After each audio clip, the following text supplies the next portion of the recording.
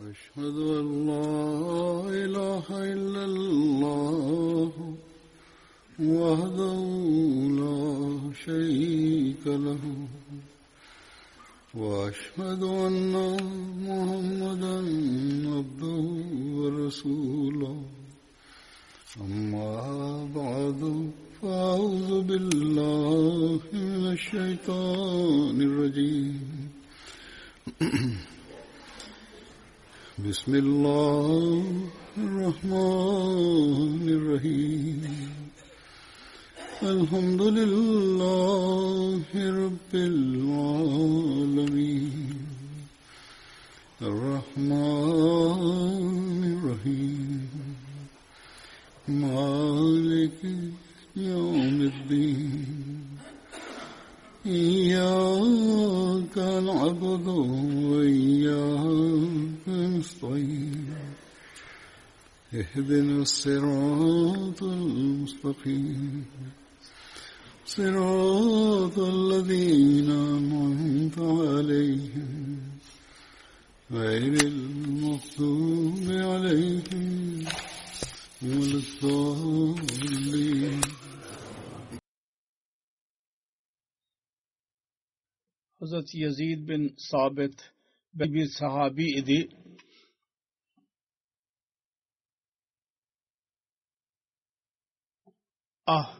Ansar'ın kabilesi Benu Neccar'dan alakası vardı. Babasının adı Sabit bin Zak, annesinin adı Navvar bint Malik idi. Hazret Yazid Zeyd bin Sabit'in büyük abisiydi.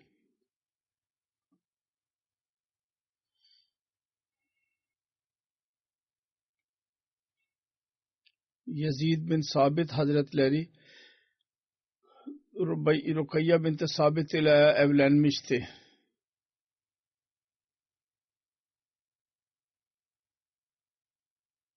Bunun hakkında vardır ki Yazid bin Sabit Bedir ve Uhud her iki gazvesine katıldı. Hazreti Yazid bin Sabit'in şehadeti 12 Hicri'de Hazreti Ebu Bakır'ın hilafet devrinde olduğu Yemama savaşı günü. Başka bir söze göre Yemama günü ona bir ok isabet etti ve dönüşünde vefat etti. Yazid bin Sık beyan eder. Onlar Resulullah sallallahu aleyhi ve sellem ile birlikte oturuyorlardı. Bir cenaze belirledi. Resulullah sallallahu aleyhi ve sellem ayağa kalktı. Ve kendisiyle birlikte olanlar dahi ayağa kalktılar. Hepsi ayağa kalktı. Sonunda cenaze geçti. Bu olay başka bir rivayette detaylı bir şekilde şöyle beyan edilmiştir. Hazreti Yazid bin Sabit'ten rivayet edilmiştir. Resulullah sallallahu aleyhi ve sellem ile birlikte oturuyordu. Ashablarla birlikte bir cenaze belirlendi. Resulullah onu gördü. Hemen ayağa kalktı. Ve kendi ashabları dahi hemen ayağa kalktılar. Cenaze oradan geçinceye kadar ayakta durdular. Yazid diyor ki Allah adına yemin ediyorum ben bilmiyorum ki bir yerin darlığı yüzünden ayağa kalktı. Bir Yahudi bir erkek yahut kadının cenazesi biz kendisinden sebebini dahi sormadık. Başka bir rivayet var Yazid bin Sabit'ten. Onlar gün Resulullah ile birlikte çıktılar. Bu Sünen Nesai'nindir.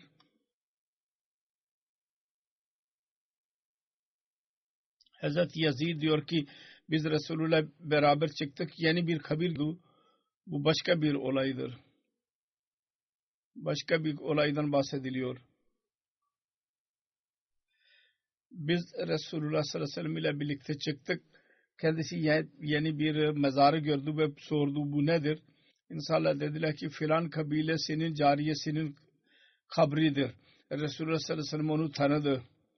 Ashabla arz ettiler. O öğleyin vefat etti. Siz o zaman uyuyordunuz. biz sizi rahatsız etmek istemedik. Bunun üzerine Resulullah sallallahu aleyhi ve sellem ayağa kalktı ve arkasında insanlar saf durdular ve 4 tekbir söyledi. Yani o kabir üzerinde Resulullah sallallahu aleyhi ve sellem cenaze namazını kıldırdı. Sonra buyurdu, ben aranızda kaldım müddetçe her kim aranızdan vefat ederse onun haberini bana hemen verin. Çünkü benim duam onun için rahmettir. Aynı şekilde bu rivayet Müslim ve Sünen Ebu Davud ve İbn-i Mace'de dahi vardır. İbn-i Mace'de şöyle detaylı bir şekilde beyan edilmiştir. Hazreti Yazid bin Sabit beyan etti. Zaten büyük idi. Biz Resulullah sallallahu aleyhi ve sellem ile birlikte çıktık.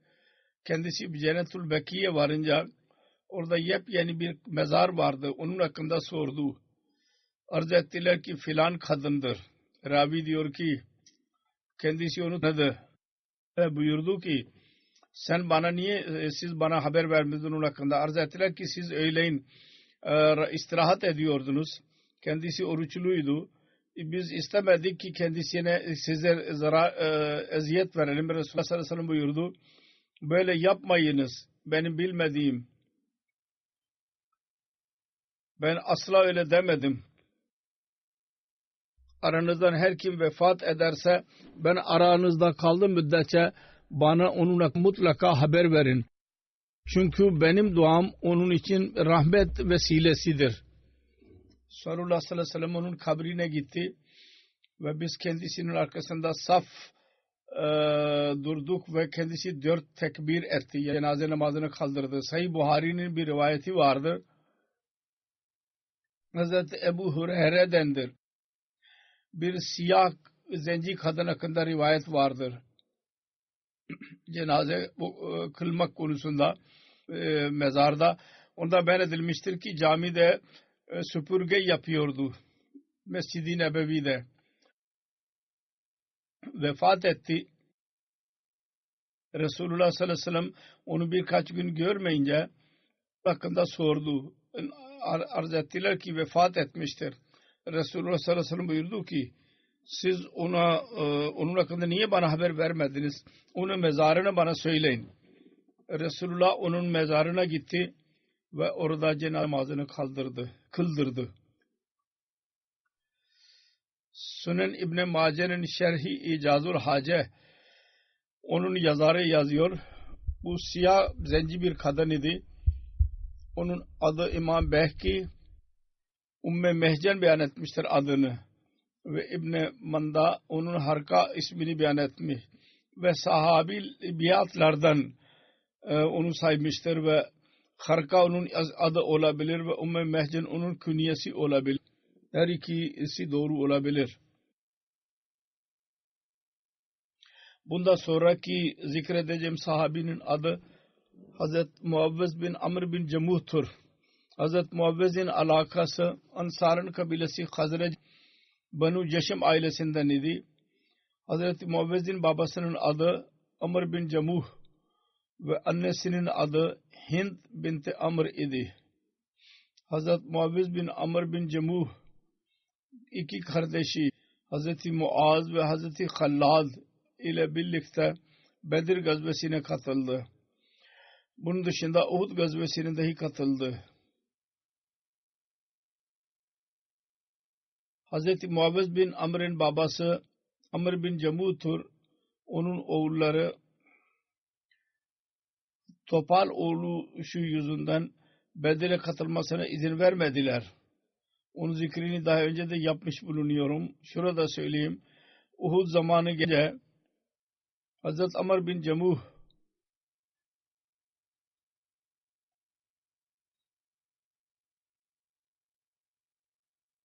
oğullarına dedi ki Bedir zamanında siz bana izin vermediniz. Şimdi mutlaka gideceğim. Uhud savaşına katılacağım. Siz bana mani olamazsınız. Oğullar çok söylediler ki siz topalsınız. Size savaş farz değil böyle bir durumda. Ancak Hazret Amr bin Cemuh kabul etmedi. Resulullah sallallahu aleyhi ve sellem'in hizmetine çıktı ve arz etti. Ya Resulallah benim oğullarım benim topal oluşumdan dolayı bana mani oluyorlar. Ben savaşa katılmaya izin vermiyorlar. Fakat ben sizinle cihada katılmak istiyorum. Resulullah sallallahu aleyhi ve sellem buyurdu. Sana gelince Allah-u Teala seni mazur görmüştür. Ve bu yüzden sana cihad farz değildir. Ondan sonra onun coşkusunu, şevkini görünce izin verdi Resulullah. Hazreti Amr bin Cemu savaş malzemelerini aldı ve şunu söyleyerek çıktı ki Ya Rabbi bana şehadet ver ve ben aileme başarısız olarak geri dönmeyeyim. Onun rızası kabul edildi ve orada Uhud savaşında öldü. Onun şehadetinden sonra onun karısı Hazreti Hind, onun kardeşi Abdullah bin Amr, onu ve kardeşi Abdullah bin Amr'ın bir binaya koydu ve her ikisini bir mezarda defnetti. Resulullah sallallahu aleyhi ve sellem buyurdu, elinde benim canım olan Allah adına yemin ediyorum ben Amir'i cennette topal olarak yürüdüğünü gördüm. Cennette. Sonra başka bir sahabinin adı Hazreti Bişir bin Bara'dır. Hazreti Bişir'in alakası Ansar'ın kabilesi Hazrec'in Banu Ubeyd bin Adi ailesinden idi ve başka bir köle göre Banu Sa'dan idi. İki ayrı ayrı rivayetle beyan edilmiştir. Hazreti Bişir'in babasının adı Hazreti Bara bin Marur ve annesinin adı Huleyda binti Qays idi.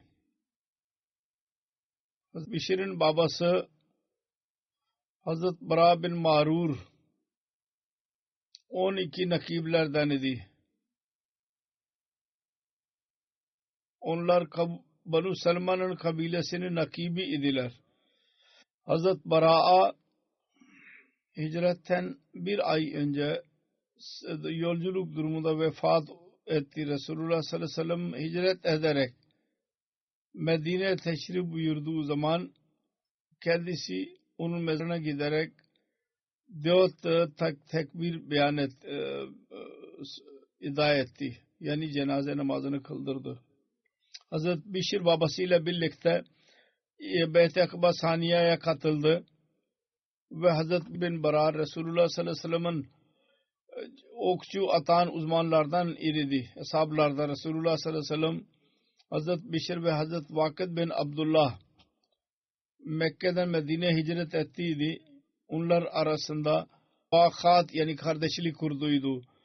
Hazreti Bişir Badr, Uhud, Handek, Hudeybiye ve Hebe'de Resulullah sallallahu aleyhi ve sellem ile birlikte katıldı bütün bu savaşlara.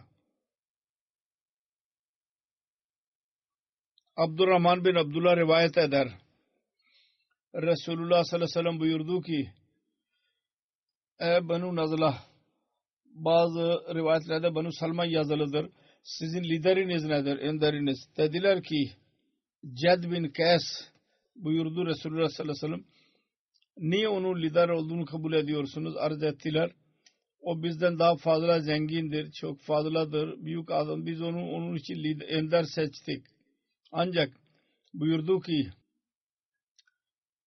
biz yalnız cimrilik yüzünden onu mazur görüyoruz. Çok cimridir o. Ve biz onu sevmiyoruz.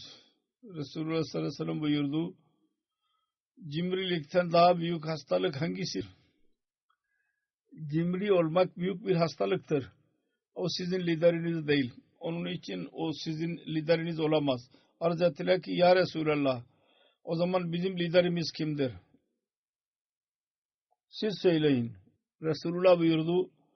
Bişir bin Bara bin Maruf sizin liderinizdir. Bu zikrettiğim sahabi bu sizin liderinizdir buyurdu. Ve başka bir rivayette kelimeler şöyledir. Resulullah sallallahu aleyhi ve sellem buyurdu. Sizin lideriniz beyaz renkli kıvırcık saçlı Bişir bin Bara bin Mazur'dur. Hazreti Bişir bin Bara, Hazreti Hüveyse binti Seyfi ile evlendi. Bir kız doğdu. Aliye adıydı. Hazreti Kubeyse İslamiyet'i kabul etti ve Resulullah sallallahu aleyhi ve sellem'e biat etti. Hazreti İbn Abbas'tan rivayet edilmiştir. Yahudi Aus ve Hazrec'in mukabil Resulullah sallallahu aleyhi ve sellem'in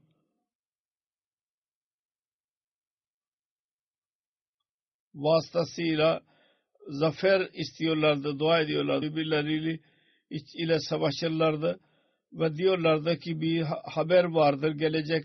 Onun adına bize zafer ver diyordu ya Allah.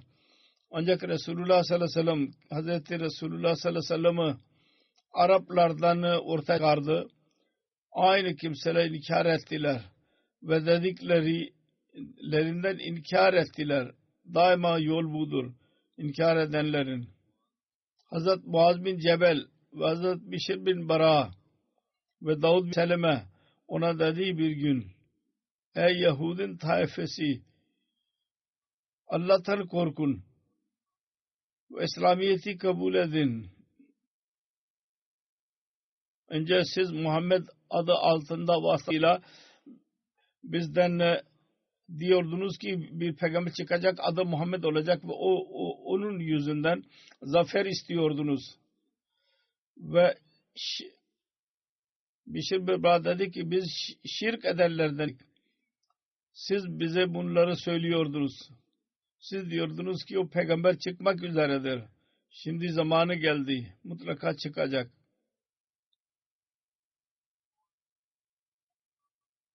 Onun alametlerini de söylüyordunuz. Şu olacak. Şimdi o çıktı ve şimdi niye ona inanmıyorsunuz?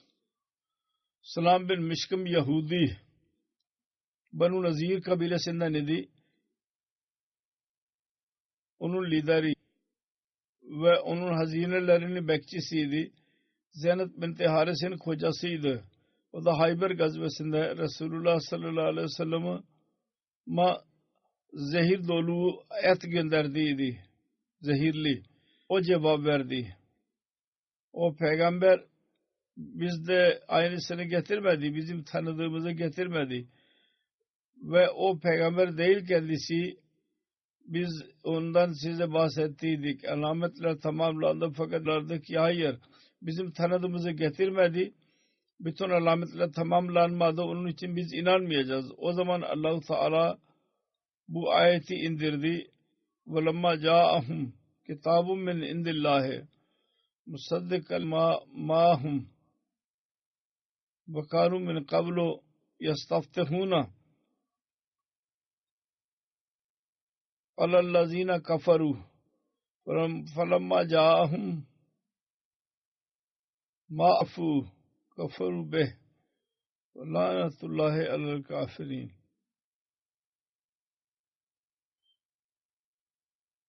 فَلَمَّا جَاءَهُمْ كِتَابٌ مِّنْ عِندِ اللّٰهِ مُصَدِّقٌ لِمَّا مَعَهُمْ وَكَانُوا مِنْ قَبْلُ يَسْتَفْتِحُونَ عَلَى الَّذِينَ كَفَرُوا فَلَمَّا جَاءَهُمْ مَا عَرَفُوا كَفَرُوا بِهِ فَلَعْنَةُ اللّٰهِ عَلَى الْكَافِرِينَ. Yani Allah tarafından onlara öyle bir kitap geldi ki onun yanında bulunan talimatı destekliyordu. O zaman durumlar öyleydi ki daha önce onlar kafir edenler aleyhinde Allah'tan yardım diliyorlardı. Onlara gelince tanıdıklarını yine inkar ettiler. Kafirler üzerine Allah'ın laneti olsun. Hazreti Zübeyir bin Avvam beyan eder. Uhud savaşının durumu değişti. Ben kendimi Resulullah sallallahu aleyhi ve sellem'in yanında buldum. Biz korku içindeydik. Uyku saldı. Sanki uyku durumuna girdik. Aramızda hiç kimse yoktu ki onun çenesi göğsü üzerine olmasın. Yani uyku yüzünden. Allah adına yemin ediyorum öyle hissediyorum sanki Mu'teb bin Büşer'in sesini rüyamda görüyorum. O diyordu ki eğer karar zamanımız olsaydı biz burada öldürülmezdik böyle. Hazreti Mu'te bin Kuşeyr Ansari sahabiydi. Beyt-i Akba, Badir ve Uhud gazvelerini katı. Ben onun bu cümlesini hatırladım. Yazdıydı. Bu zaman hakkında Allah-u Teala bu ayet indirdi. Summa anzala aleykum min ba'di gammin amanatan nu'asan yaksha taifatun minkum ve taifatun ahmat anfusum yazununa billahi gayril haqqi zanal cahiliyyah yekuluna hal lana minal amri min şeyin kul innal amra kullahu lillah. Daha sonra o bize hüzün yüzünden teselli vermek için bize uyku saldı. O da aranızdan bir kısmını sarıyordu. Öyle bir taife vardı ki onların canları kendilerini üzüntüye sokmuştu. Allah hakkında cahiliye gibi boşu boşuna zanlarda bulunuyorlardı. Diyorlardı ki önemli kararlarda bizim de bir payımız var mı? De ki şüphesiz karar verme yetkisi tamamen Allah'ındır. Hazreti Kâb bin Amr Ansari beyan ediyor. Uhud günü bir seferinde ben kendi kavmimin 14 kişisiyle birlikte Resulullah'ın yanıydım. O zaman biz uyku halindeydik. O bir teselli vermek için idi. Savaş durumuydu fakat öyle bir uykuydu ki bize huzur veriyordu. Hiç kimse yoktu ki onun ağzından ses çıkmasın, uyku sesi, horlama sesi. Öyle ben gördüm ki Bişr bin Bara bin Mağrur sahabi, zikredilen sahabi elinden kılıç düştü ve his dahi edemedi. Müşrikler bize saldırıyorlardı. Belki onu zannetmiş olmuş olacak. Öyle bir durumda uyku vardı. Fakat ellerinde silah vardı yahut düşmek üzere uyanıyorlardı. Her neyse onun detayları, nuas kelimesi kullanılmıştır burada. Nuas'ta 4. halife Rahimahullah onu detaylı olarak beyan etmişti. Amanatan nuasan değişik yönlerden tercümeleri vardır. Özet olarak şu anlam olacak ki hüzün yüzünden öyle bir huzur verdi ki ona uyku diyebiliriz. Yahut öyle bir uyku verdi ki huzuru kapsıyordu. Yahut öyle bir emniyet verdi ki uyku durumundaydı. Yahut korkuda uykun vardı.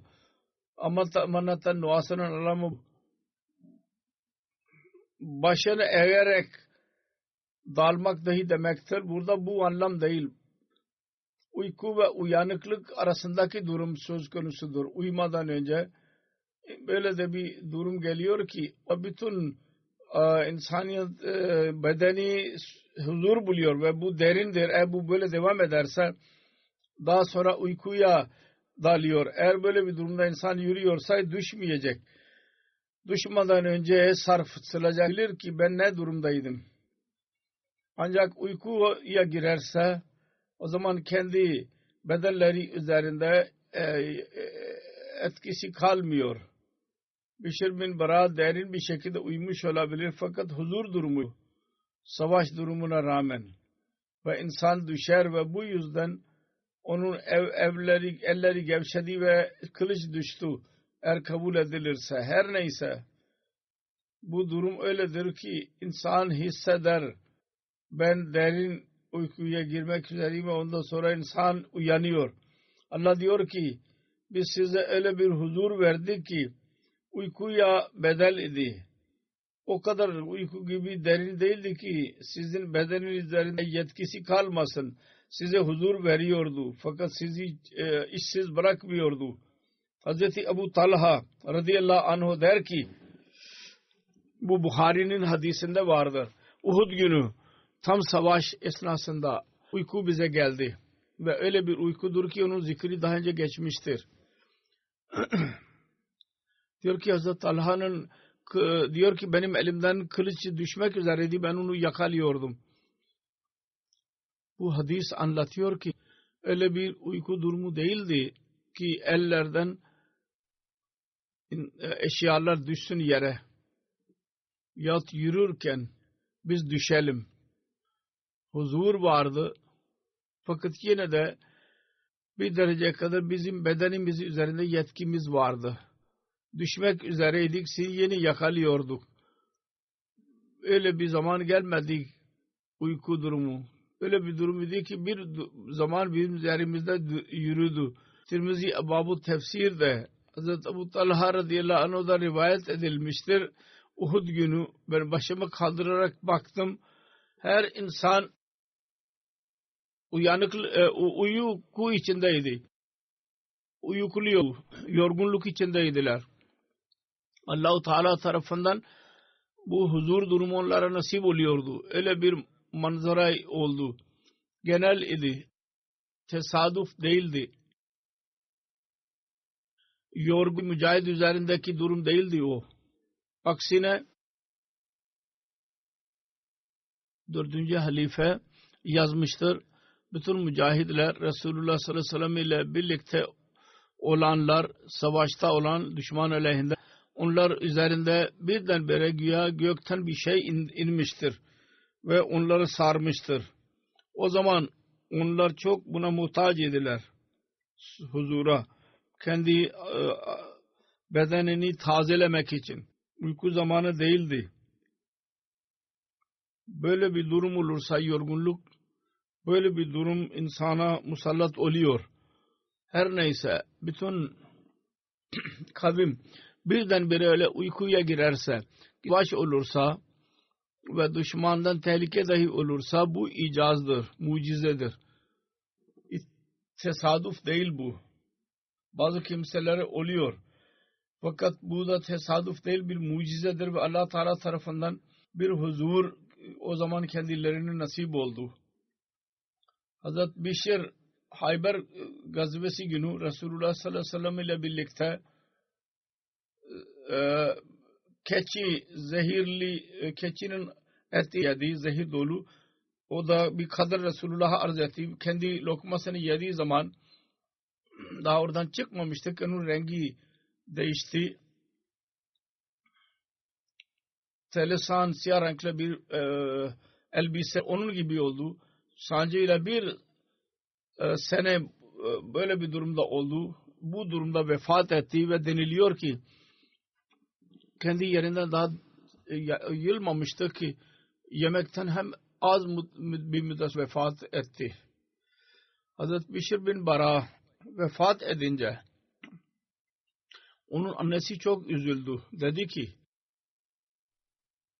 Resulullah'a gelerek ya Resulullah sallallahu aleyhi ve sellem Bişir'in vefatı Müslüman'ı helak edecek.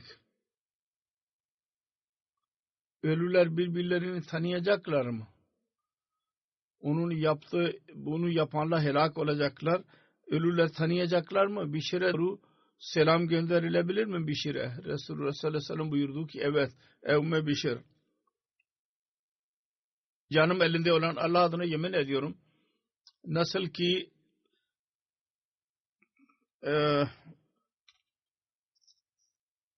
tairler nasıl tanıyorlarsa aynı şekilde bunlar da tanıyacaklar. Sen selam gönderebilirim. Bir rivayet vardır. Kabile Banu Selime'den hiçbir kimse vefat etmek üzereyken Hazreti Bişir'in annesi Resulullah sallallahu aleyhi ve sellem bu sözünü dinledikten sonra Hazreti Bişir'in annesi ona yanına giderek derdi ki ey filan sana selam olsun. O cevap dedi ki sana da. Sonra derdi ki Bişir'e benim selamımı ilet. Her kim ölmek üzereyse benim Selma'dan onun yanına giderek derdi ki ona benim selamımı götür. Benim Selma'dan idi. Daha önce düşmandan bahsettim. Düşmandan değil.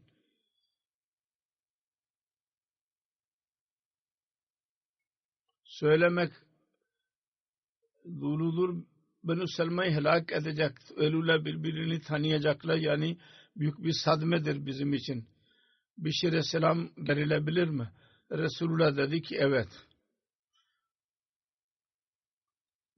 Ondan sonra her ölenin vasıtasıyla mesaj gönderiyordu. Git ve benden selam söyle. Bir rivayete göre Hazreti Bişir'in kız kardeşi Resulullah sallallahu aleyhi ve sellem'in hastalık anında kendisine geldi. Resulullah ona dedi ki senin kardeşinle birlikte ben lokma yedim. O yüzden ben eziyet duyuyorum. Sıkıntı duyuyorum. Sanki beni adalelerim kesiliyor.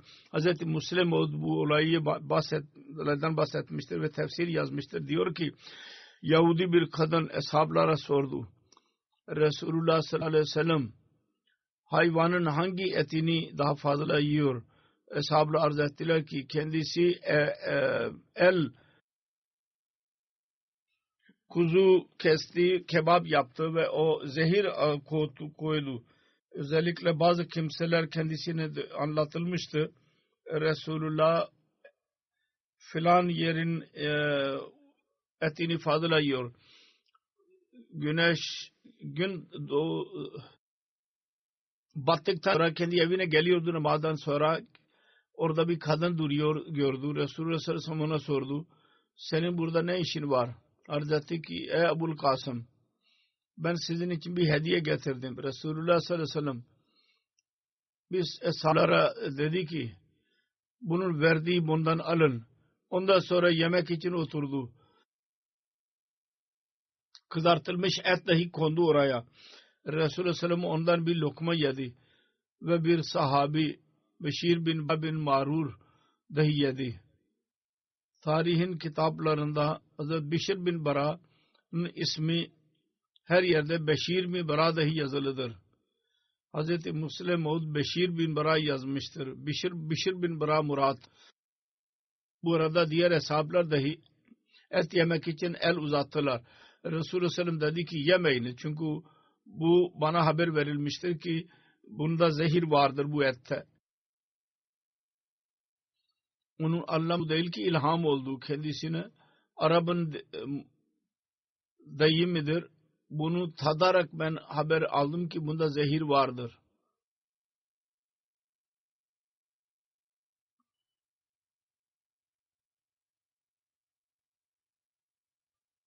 Burada murat bu değil. Bu bir deyim olarak kullanılmıştır. Kendi eli konuştu. Bu demek değil. Dedi ki bu tattıktan sonra ben öğrendim ki içinde zehir vardır. Bunun üzerine Bişir dedi ki Müslim diyor bunun tefsirinde Kur'an-ı Kerim'de dahi Hz. Musa Aleyhisselatü Vesselam'ın zamanının bir olayından bahsederek bir duvar hakkında diyor ki düşmek istiyordu.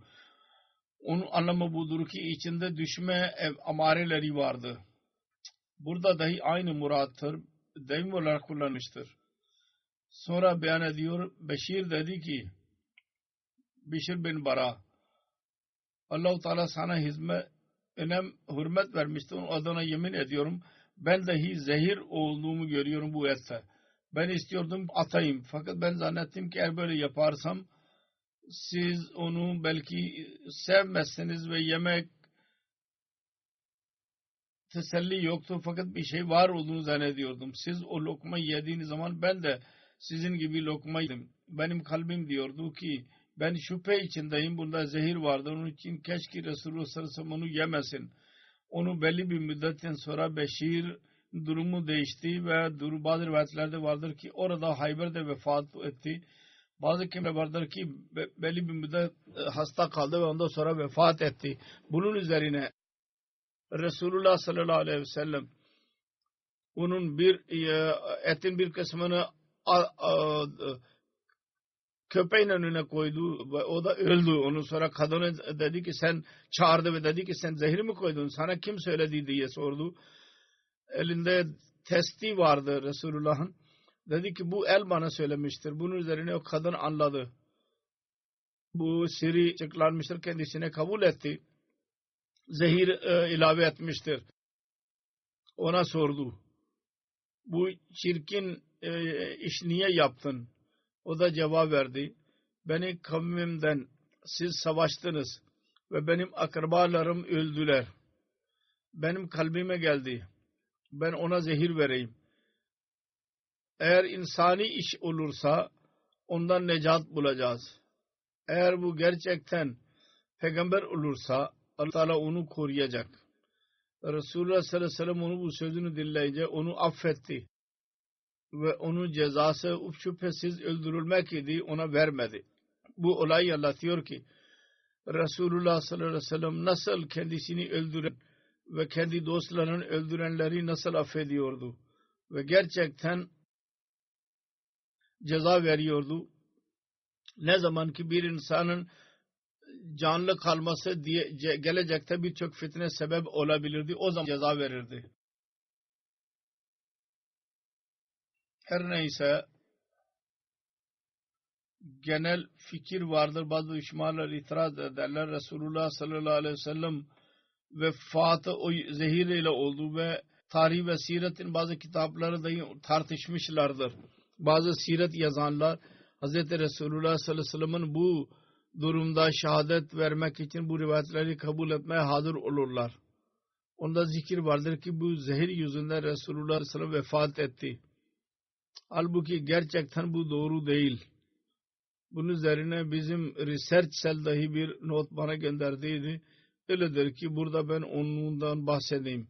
Ona göre diyor ki tarih ve siretin kitapları bir şey musallamdır. Resulullah sallallahu aleyhi ve sellem'in vefatı asla o zehir yüzünden olmadı. Her kim böyle derse bütün rivayetleri bilmiyor yahut da hatalıdır. Zehir vermek Hayber gazvesi zamanında oldu. O da 6 Hicri'nin son yahut 7 Hicri'nin başında oldu. Ve ondan 4 sene sonrasına kadar Resulullah sallallahu aleyhi ve sellem hayat kaldı. Hayat geçirdi. Nasıl ki daha önceki savaşlara katılıyordu.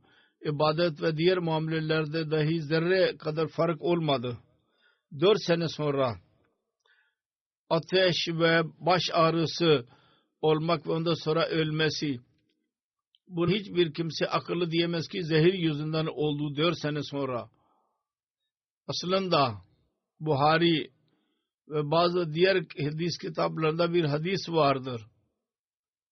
Onun tercümesinin doğru anlamayışından bu mana çıkarılıyor. Sanki bu zehir yüzünden öldü. Halbuki bu doğru değil.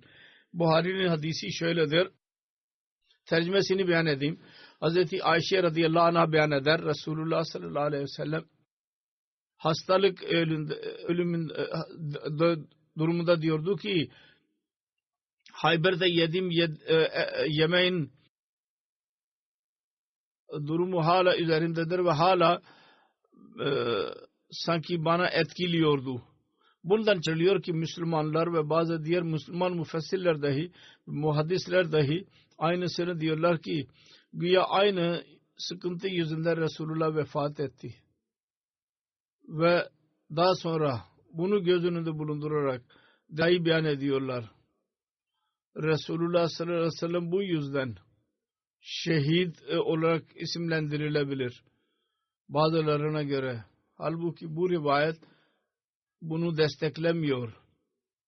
Bunda yalnız eziyetten bahsedilmiştir. Resulullah sıkıntıdan Resulullah bahsetti ve herkes biliyor ki bazen insan bedensi bir sıkıntı halinde yahut hastalık bazen belli durumda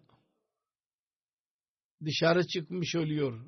Her zamanında zehir ve et Resulullah sallallahu aleyhi ve sellem yedi. Onun hakkında rivayetlerin detaylarına girersek şu dahi vardır. Zehir karışmış olan et koyduğu fakat yememişti. Eğer yediyse de bunun hayatı ispat ediyor ki vefat sebebi ancak kesinlikle bu değildi. Hastalıkta bir zarar mide üzerinde olduğuydu. Mide yahut bağırsakla zarar gördü o daha fazla oldu ve bu tabii şeydir. Bazen oluyor. Ve ağza gitmek yüzünden kendi hançeresi ne etkiledi. Bazen sancı duyuyordu Resulullah yemek anında. Hadislerde bu detaylı olarak bu olay vardır ve orada yazılıdır. Resulullah sallallahu aleyhi ve sellem öğrendi. Bunda zehir vardır. Ve kendisi hesaplarına inmeyiniz dedi. Ve zehiri karıştıran kadına sordu ve dedi ki biz bu yüzden zehir karıştırdık ki eğer siz Allah tarafından doğru peygamber iseniz kurtulursunuz. Yoksa biz sizden necat bulmuş olacağız.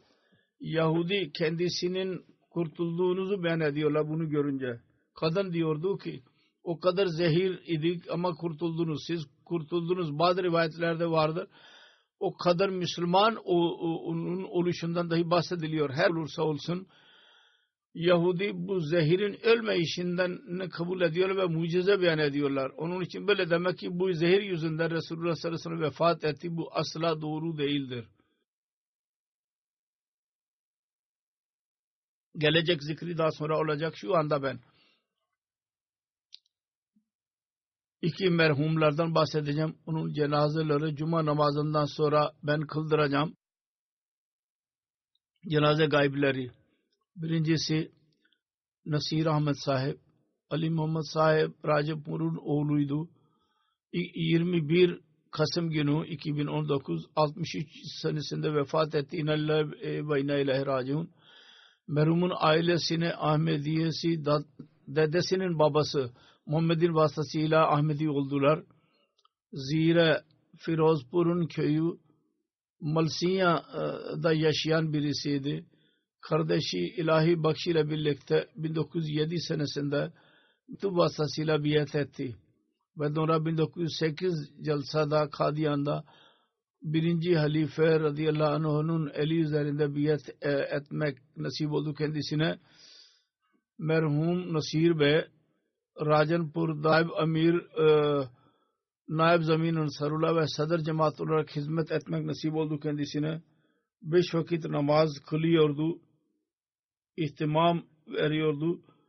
Aile birlikte kalıyorlardı. Evdeki bütün kardeşler, yeğenler hepsine tekrar hatırlatıyordu namazı. Sabah zamanında büyük bir onların evleri vardı. O da birlikte kalıyorlardı. Hepsini namaz için uyandırıyordu. Kur'an-ı tilavetini yapardı kendisi ve diğerlere akrabalar dahi soruyordu hepsine. Ve nasihat ederdi. Mesih Muhammed Aleyhisselatü Vesselam kitaplarını kendisi dahi okuyordu. Çocuklarına ve akrabalarına dahi kardeşler ve yeğenlerine nasihat ediyordu okusunlar diye. Aynı şekilde hutbe kendisi dinlerdi. Emtiye'de durmadan ve bunun kez olarak söylüyordu ki herkes bir evde kalan hutbeyi dinlediler mi ya dinlemediler mi? Muhalefete rağmen tebliğin bir fırsatını kaçırmıyordu. Eğer ev sahibiyle dikkat edin, durum öyledir, dikkat edin derlerse onun cevabı şu olurdu. Ben Allah-u Teala'ya nasıl yüz göstereceğim ki onun gönderdiğinin mesajını insanlara ulaştırmadım. Musi'ydi kendisi, Pesman'da karısı dışında bir kız ve oğul bırakmıştır. Bir oğlu Halid Ahmet murabbidir. Şu anda Mali, Batı Afrika'da hizmet ediyor dinimize. Ve orada amel sahasında oluşunda dolayı cenazeye katılamadı. Allah-u Teala merhumun derecelerini yükseltsin, mağfiret eylesin. Onun nesillerini dahi, onun iyiliklerini cari etmeleri kendilerine nasip etsin. İkincisi cenaze Ataul Karim Mubaşşir'in Kirtoz Şehupura Kanada'dan cenazesidir. 13 Kasım günü 75 yaşında vefat etti. İnna lillahi ve inna ileyhi raciun. Merhumun ailesine Ahmediye babası Mia Allah Ditta vasıtasıyla geldi. O 1934 senesinde Hz. Musleh Maud radıyallahu anh Ali üzerinde biat etti. Ve daha Ahmedi olduktan sonra hayatı boyunca vakıf gibi geçirdi. Daima tebliğ yapardı. Birçok aileyi Ahmedi yaptı. Ve hayatı boyunca vakf ruhu ile cemaate hizmet etti.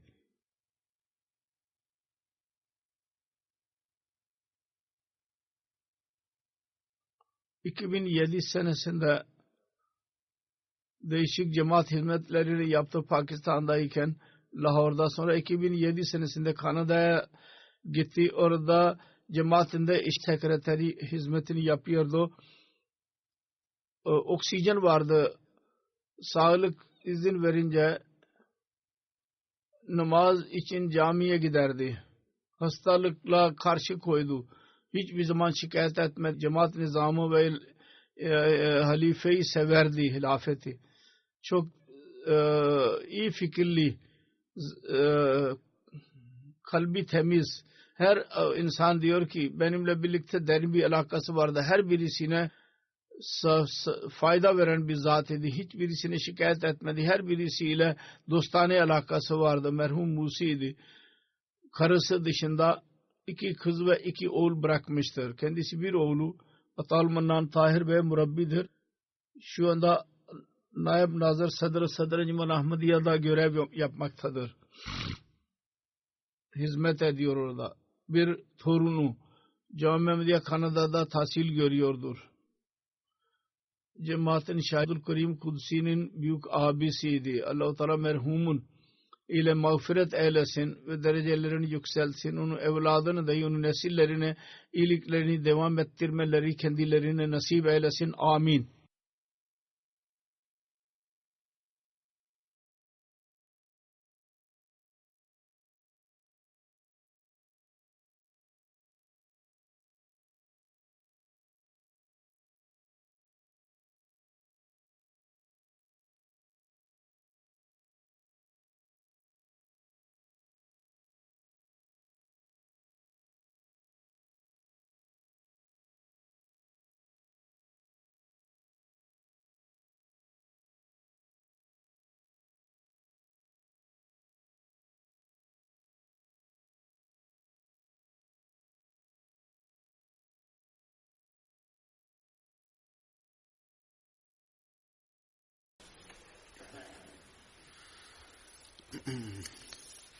Elhamdülillah nahmaduhu ve nestainuhu ve nestağfiruhu ve nu'minu bihi ve netevekkalu aleyh ve na'udhu billahi min şururi enfusina ve min seyyiati a'malina. من يهده الله فلا مضل له ومن يضلل فلا هادي له ونشهد أن لا إله إلا الله ونشهد أن محمدا عبده ورسوله عباد الله رحمكم الله إن الله يأمر بالعدل والإحسان وإيتاء ذي القربى وينهى عن الفحشاء والمنكر والبغي يعظكم لعلكم تذكرون اذكروا الله يذكركم وادعوه يستجب لكم ولذكر الله أكبر.